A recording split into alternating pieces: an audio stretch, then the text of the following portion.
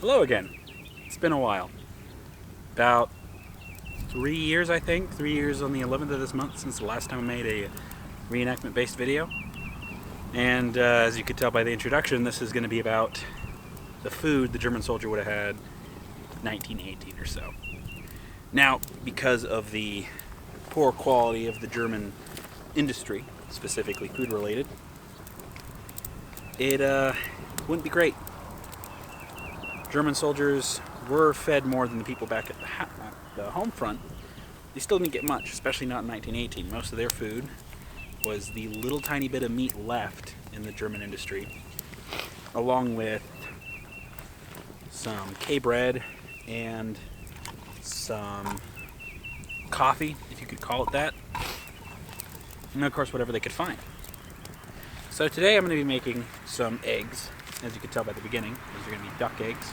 Something that the German soldier might have found scavenging around farms in France. And we're also going to have some bread, not K-bread. I will be making that, but I'm not going to torture myself with it just yet. We're also going to be having some butter. Now, back in the war, what the German soldier would have had would have been like a ghee or a duck fat instead of butter. I don't have either of those right now, so we're just going to substitute it. As for coffee, I'm going to be just using normal coffee. At some point, I will be showing how to make ersatz coffee, which is basically using acorn flour instead of coffee grounds, because the Germans just kind of ran out of coffee. So I've got my fire going. I've got water here that's kind of getting heated up. I've got the duck eggs here and my food that I'm going to be having right here. I'm also just going to be talking about sort of what you can do as a reenactor to have good food while also seemingly being accurate at the same time. I'm the Wolf of 1918, and welcome back.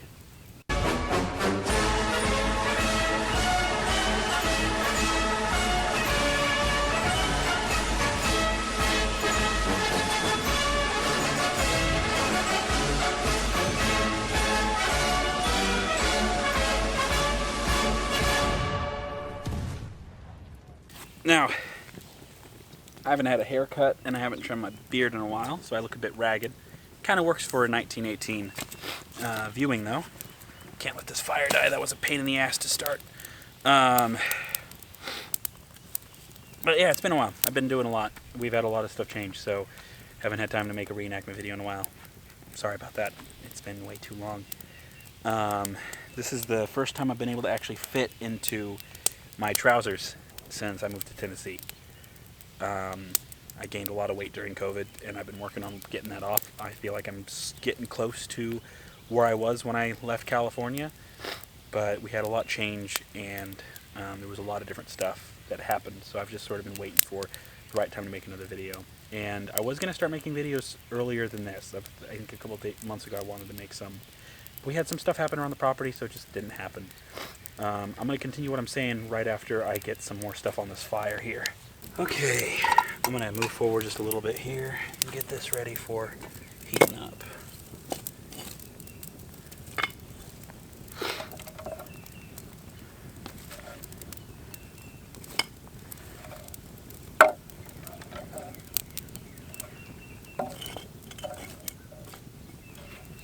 There we go. As a lot of people may already know regarding 1918, the German army was in pretty dire straits.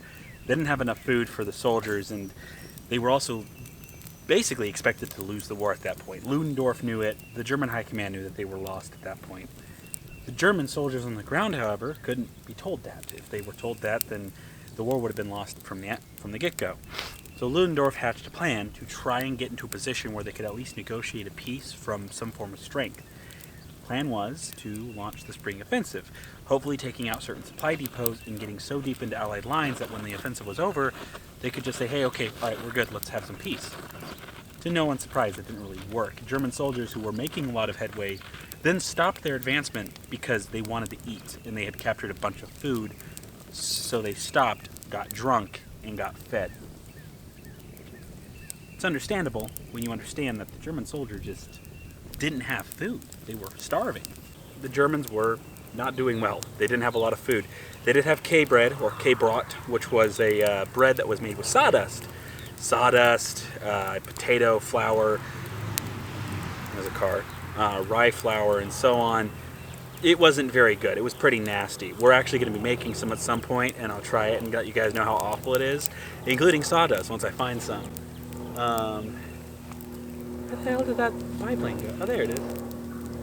Okay, it's got the staggered wings like this should. It's white with the black nose. Interesting. Alright.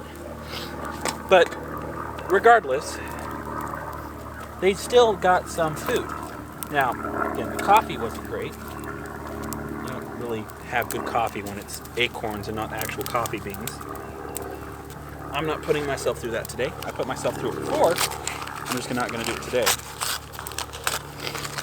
And they didn't really have a way to steep the coffee, so they just poured it into the water in most cases. I put it in a bag because it would have spilled everywhere if I didn't. And this is a lot more than they would have had. I'm just going to do that like so. And I need to move the sticks around so I can actually get that water hot. Now, for all of its flaws, in terms of showcasing the condition of the German soldier, the one thing that All Quiet on the Western Front, the recent movie, did was show that the way that some soldiers did get food was by stealing from the local French people. In fact, that's how a lot of them did it, was by scavenging for food from the locals. And they would steal from them, and sometimes they'd end up getting shot, which would usually incur a lot of violence from the local German military against the local populace. That's kind of what happened with the rape of Belgium and so on, is someone would defend their shit and then they would get attacked by the German military because they dared defend their own property from the German army. So in this example, I of course have some bread that I liberated from the French and some duck eggs that I've liberated as well. The coffee, I would assume, is going to be representative of, you know, what the German soldier might have been able to save up or maybe trade from other German soldiers. And then the butter would have been something that they would have had if they were doing pretty good. Now, other things that they would have, even at this stage in the war, would be some meat. They were given some meat to eat. Now, it wasn't a lot, and by this point in the war, most German soldiers were starving. I'm getting a lot of smoke in my eyes. I moved the camera so it wouldn't get smoke, and now the smoke has just changed direction. That's awesome. Obviously, with a fire like this, they would be dead within moments because this amount of smoke would immediately initiate a barrage from the Entente, and this position would be obliterated in seconds. So they would have different setups cut into the trench walls or made into the different areas where they were in order to keep the smoke down, and they built fires that were not as hot but also didn't produce as much smoke. So their food didn't really get cooked that much. And you can hear that is already heating up there.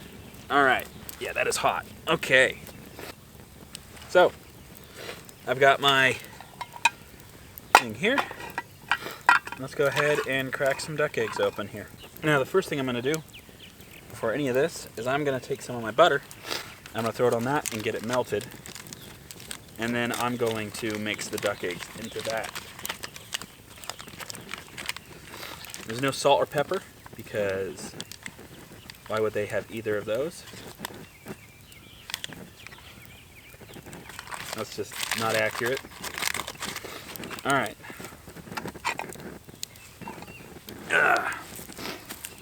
I'll probably move the camera for this part. Should be getting melted. Oh, that's an anthill. Lovely. Lovely. I was wondering what was biting me.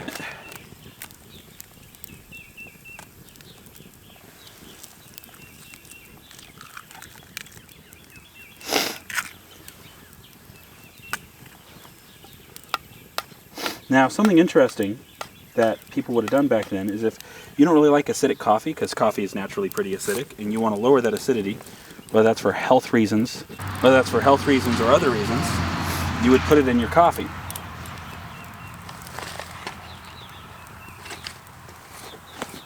And that would effectively lower the acidity because of the properties of the eggshells.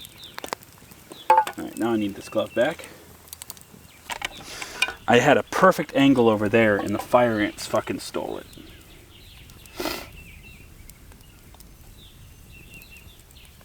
Now this is way too cold, so these duck eggs are probably not going to turn out great.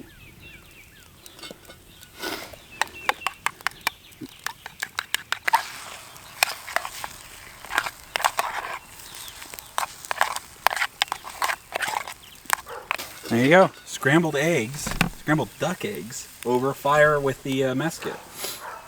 That should be good. And this will just continue cooking while I've got it off the fire.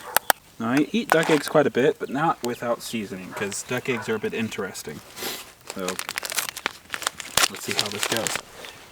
Alright. I got my cup here for the coffee. And I'll just let the fire put itself out because that's it. And I'm sure that whatever we have for coffee is going to be fine.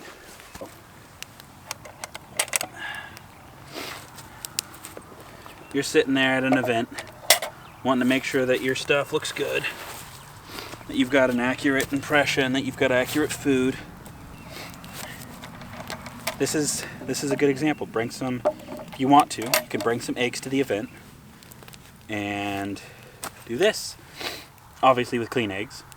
I heated it up enough to where whatever problems there could be, that's going to be cooked out anyway. The worst thing is the taste might be affected. And I'm also not going to eat all this. This will probably end up going to the dogs mostly once I have a few bites. I will finish the bread though, because that's worth finishing.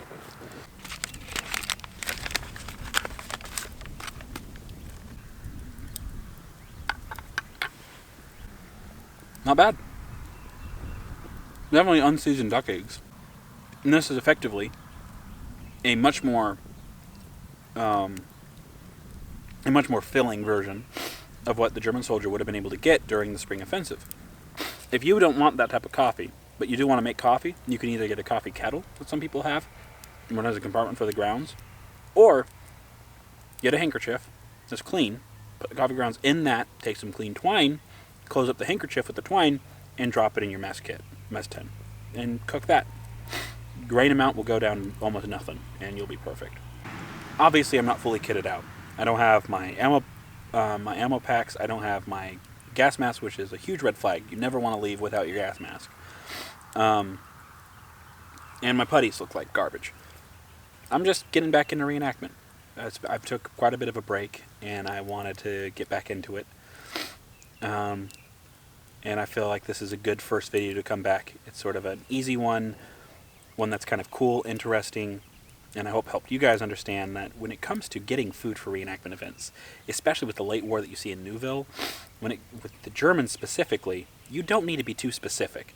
They were eating whatever they could find. So think about the food that the French people were eating in the 1910s. Think about what would have been available logically. Eggs, breads, some different types of meats that you would have been able to steal from the local French population. And bring those if you want to have accuracy. Now, you can bring canned soups. That's still perfectly fine.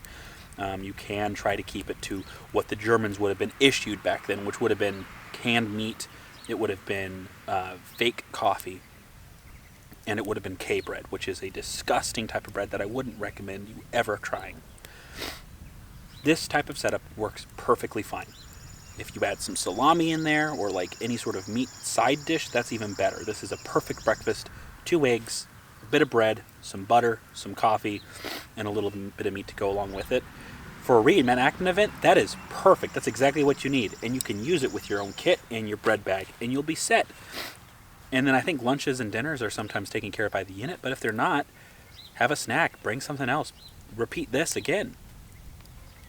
It's pretty easy to find yourself food for reenactment events while staying accurate to the era. In terms of back then during the war, a meal like this might have come across a German soldier's table once every while. This is not the common thing. They were able to get food, but they were working so hard that even if they did have something like this, they still would have been hungry within an hour.